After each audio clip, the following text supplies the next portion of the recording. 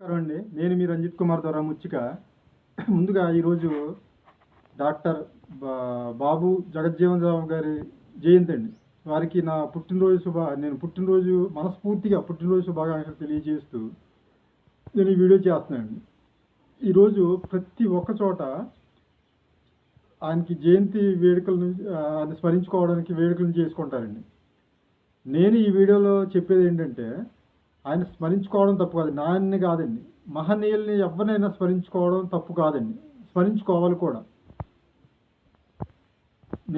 నేను చెప్పేది ఏంటంటే, వారిని స్మరించుకుంటూ వారి ఆశయాలను కొనియాడుతూ వారి ఆశయాలను కూడా మనం ఆచరణలో పెట్టగలగాలని పెట్టగలిగే ముందుకెళ్తే వాళ్ళకి ఇచ్చే ఘనమైన నివాళులు అవే అండి.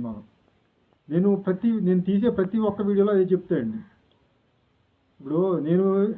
నేను చెప్తాండి, డాక్టర్ బాబు జగజ్జీవన్ రామ్ గారు కేంద్ర బందిగా పనిచేశారు 30 సంవత్సరాల నుంచి. అలాగే ఆయన ఉప ప్రధానిగా పనిచేశారు జనతా పార్టీలో. అలాగే 50 సంవత్సరాలు రాజకీయ సుదీర్ఘ అనుభవం ఉంది కేంద్ర మంత్రిగా రాజకీయాల్లో. అలాగే ఆయన 1908 ఏప్రిల్ 5వ తారీఖున జన్మించారు. ఈ విధంగా చెప్పుకోవడమే కాదండి, ఈ విధంగా ఆయన గురించి చెప్పుకుంటూనే ఆయన ఆశయాలను ఆచరణలో పెట్టాలండి ఏ మహనీయులైనా. అదే నేను కోరుకుంటూ, ఇప్పుడు మనం రాజకీయ ప్రస్థానంలో వెళ్ళి ఆయనకిలాగా ఉన్నతమైన పదవుల్లో వెళ్ళి సామాజిక సేవ చేయాలి, సర్వీస్ చేయాలని చెప్పి నేను అనట్లేదండి.